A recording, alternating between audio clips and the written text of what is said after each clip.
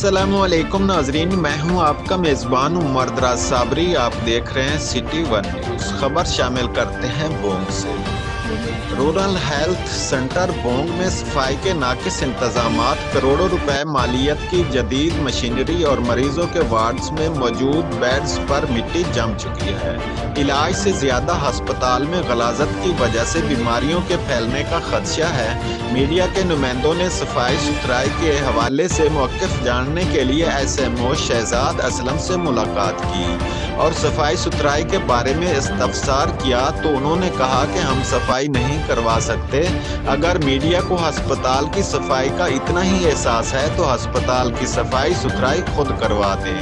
Report कर रहे हैं Hamid Ali, bureau chief, city one news, Sadiqabad से।